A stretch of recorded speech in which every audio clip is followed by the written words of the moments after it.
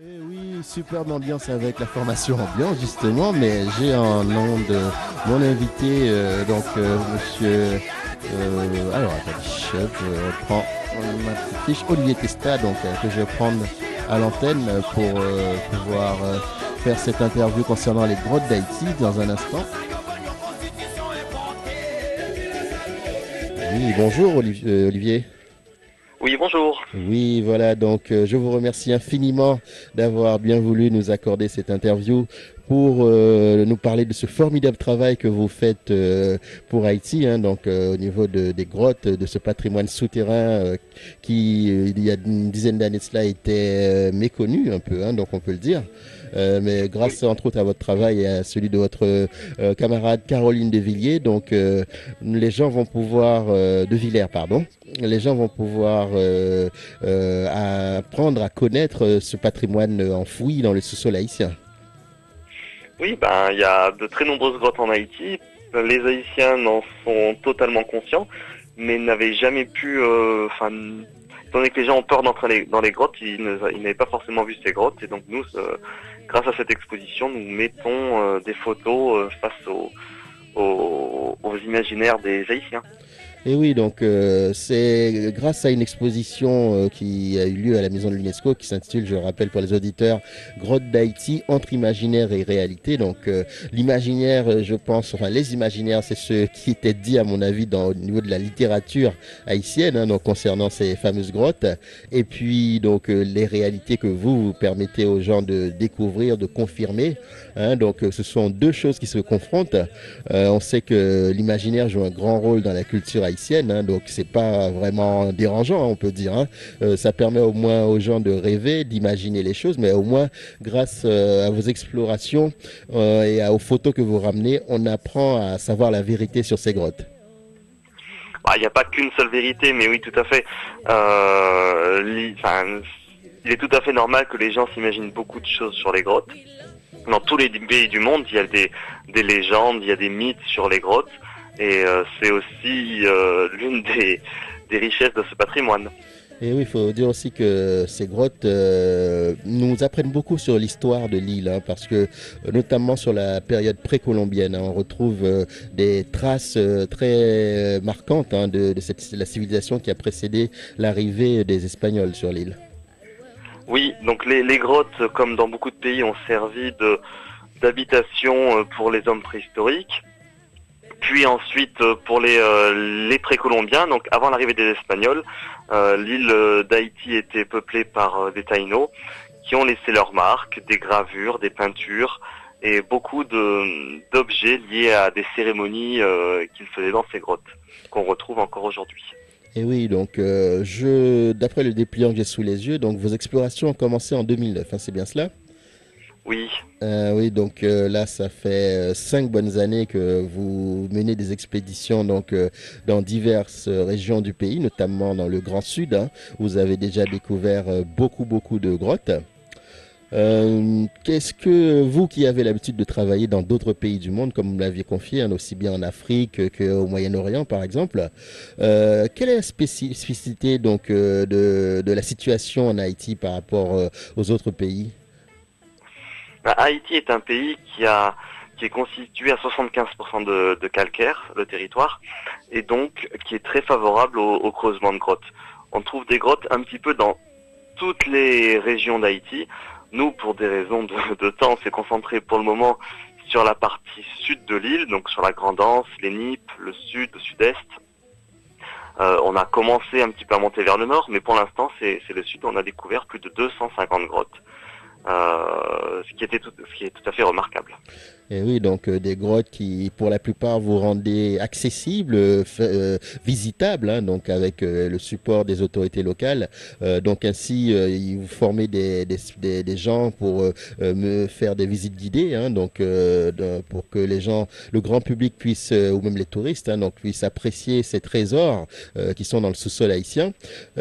Comment êtes-vous reçu localement lorsque vous allez dans une région pour faire des explorations? On est de toute manière obligé de se mettre en contact avec les autorités locales, le maire et ses assistants, les CASEC, afin de se faire accueillir et que les gens nous amènent vers les grottes qu'ils connaissent. Au début, il y a parfois un petit peu de réticence parce qu'ils se demandent si on n'est pas en train de vouloir venir piller un trésor comme beaucoup de gens l'imaginent. Et puis avec le temps, ils se rendent compte que on fait vraiment un travail scientifique et que ça peut apporter au village. Vous en parliez, on forme des guides locaux pour faire visiter les grottes à des touristes de passage. Et donc, dans certaines communes comme Pestel ou Baradère, il y a déjà des grottes visitables et des gens formés pour ça. Et oui, donc je ne sais pas si vous êtes en relation avec un ministère dédié en Haïti qui compte vous appuyer vos actions pour continuer l'exploration des grottes en Haïti. Là, je crois savoir que vous allez bientôt partir en Haïti pour une nouvelle expédition, hein, c'est bien cela? Oui, tout à fait. Oui, donc là, quel est l'État haïtien? Donc, bien sûr, elle doit être au courant de ces explorations, de ces actions que vous menez. Je pense que au moins le ministère du Tourisme a dû vous contacter parce que vous donnez matière à ce qu'on mette en avant donc le sous-sol haïtien, donc qui peut aussi servir pour le tourisme. Mais est-ce que notamment d'autres ministères aussi sont intéressés par votre travail? En fait, dans la loi et la législation haïtienne, tout ce qui est grotte est lié au ministère de la Culture et plus précisément au Bureau national d'ethnologie qui en dépend. Donc c'est avec cet institut que nous menons les explorations. D'accord. Par ailleurs, effectivement, le ministère de l'Environnement, le ministère du Tourisme sont aussi des ministères qui sont intéressés. Et puis on travaille aussi avec des chercheurs pour, avant l'exploitation touristique, éventuellement faire des recherches scientifiques qui s'imposent. Ouais, tout à fait, hein, parce que là, on trouve des vestiges sur le passé, donc aussi bien précolombien que même de l'époque de la colonisation, hein, parce que ça a aussi servi de lieu de marronnage, hein, les grottes. Donc, on peut retrouver des objets qui témoignent de cette époque, de ces aventures.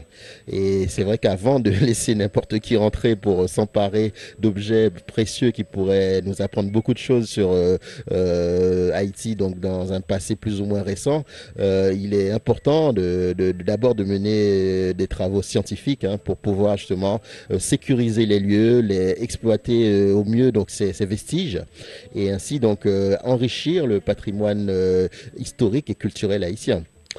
Hein, donc, en tout cas, moi, j'ai été très impressionné hein, par les photos que j'ai vues lors de l'exposition. Et aussi, donc, vous m'aviez confié que donc cette exposition va devenir itinérante hein, à travers la France. Oui, donc on est encore en train de voir quelle ville va accueillir l'exposition en France. Mais donc cette exposition va tourner probablement dans la région Rhône-Alpes, du côté de Bordeaux, et puis sûrement encore en région parisienne sur 2016. On vous donnera et on vous tiendra au courant des prochaines dates. Et puis elle ira aussi évidemment en Haïti à Port-au-Prince. Et oui, je pense que le MUPANA, notamment le musée national, qui justement met en avant les vestiges précolombiennes, entre autres d'Haïti, donc sera ravi de pouvoir comment dire, recueillir des objets que vous pourriez trouver et aussi présenter les photos hein, de vos recherches. Ça augure de bonnes choses, moi je trouve, hein, pour l'avenir d'Haïti, parce que aussi dans ce sous-sol, on peut retrouver des éléments qui permettront de mieux exploiter les ressources naturelles du pays, n'est-ce pas? Oui, alors c'est vraiment s'imaginer qu'on puisse trouver des ressources minières dans les grottes est totalement utopique parce que la nature de la roche ne s'y prête pas. Par contre, les grottes sont creusées par l'eau. Et comme on connaît un petit peu les difficultés et les pénuries en eau qu'on trouve en Haïti, l'étude et la compréhension du système de grottes, comment est-ce que les couches géologiques se sont mises en place et sont creusées, permet aussi d'évaluer où se trouvent les ressources en eau souterraine. Et oui, donc oui, c'est vrai qu'on a beaucoup de problèmes. Pourtant, le pays ne manque pas de sources d'eau, hein, mais il faut arriver à les trouver pour les exploiter, pour pouvoir notamment s'en servir pour l'agriculture. Parce que quand on sait qu'Haïti est un pays essentiellement agricole, manquer d'eau, c'est un gros problème. Oui, oui. Oui, oui. Donc voilà, moi je suis fier hein, donc que on arrive à faire ce genre de présentation au grand public. Hein, je vois que vous avez bénéficié de collaborations d'organismes divers, hein, donc c'est bien françaises qu'haïtiennes. Oui. Donc Ah, c'était on peut remercier, oui, l'ambassade d'Haïti en France qui nous a oui, beaucoup soutenu, et donc le bureau d'ethnologie en Haïti. Et puis notre principal partenaire, qui est Suez Environnement, qui travaille sur sur l'adduction d'eau à Port-au-Prince et qui a tout de suite été partant sur ce projet d'exposition. On oui. remercie aussi évidemment le ministère de la Culture en France et puis la Fédération française de spéléologie. Et oui, sans oublier votre association. Donc, vous faites partie de l'association Hommes des Cavernes.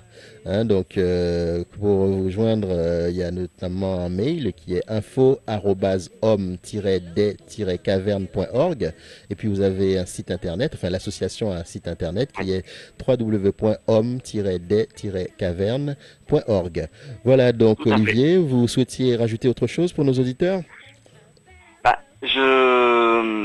oui, dès que nous aurons de prochaines dates, on vous les Eh communiquera. Et oui, puis, il faut essayer d'aller voir cette exposition qui montre une facette méconnue. Tous les gens qui sont passés à l'exposition nous ont dit, mais on ne savait pas qu'il y avait ça en Haïti. C'est vraiment magnifique. eh oui, y compris les Haïtiens eux-mêmes, hein, parce que Tout à malheureusement, fait. les gens ne bougent pas beaucoup en Haïti. Ils ont tendance à rester dans leur région d'origine. Donc, c'est bien, une fois qu'ils sont ici, qu'ils prennent connaissance de ces endroits-là. Puis, quand ils iront la prochaine fois en vacances, ils auront l'envie d'aller voir, dire, bah, ça, c'est chez moi, ça. Bah, je vais visiter Exactement. cette grotte-là. Et Et puis, retrouver de la fierté. voilà aussi, hein, dire qu'il y a des choses intéressantes en Haïti, des belles choses à voir. Eh bien, on vous remercie infiniment, Monsieur Testa, hein, pour ce formidable travail que vous faites, vous qui êtes spéléologue de votre État. Et on vous souhaite beaucoup de courage, beaucoup de succès dans vos futures explorations. Hein, donc, je me ferai l'écho, bien sûr, des informations que vous aurez à faire passer hein, concernant des dates d'exposition ou autres informations utiles hein, en matière de découverte que vous pourriez faire du côté d'Haïti. Voilà, donc Très merci bien. beaucoup hein, pour Je vous remercie. m'avoir accordé cette interview. Allez, merci, bon week-end, Monsieur Testa. Merci, au revoir. Au revoir. Voilà, c'était Monsieur Olivier Testa que j'avais le plaisir d'avoir en ligne pour cette interview d'une quinzaine de minutes hein, pour parler des grottes d'Haïti suite à l'exposition qui a eu lieu donc à la maison de l'UNESCO du 5 au 21 janvier dernier, donc 2015. Donc c'est avec des superbes photos de grottes comme les grottes Marie-Jeanne ou autres endroits magnifiques hein, qu'on peut trouver en Haïti. Eh bien, voilà, hein, donc un atout de plus pour Haïti, moi je dirais que ces grottes qui sont mises en lumière. Hein, donc, vous saurez maintenant qu'aller en Haïti, ce ne sera pas seulement pour la mer et la plage. Hein, donc, il y a de très belles grottes à visiter. Il y a des monuments historiques datant de l'époque de la colonisation, même de l'époque précolombienne. Voilà, donc tout ça, c'est pour vous dire qu'Haïti vaut le détour. 15 heures passées de 19 minutes sur Radio RGB. Je vous rappelle que vous êtes à l'écoute de l'émission Bienvenue en Haïti en ma compagnie Wilkinson Pierre-Louis.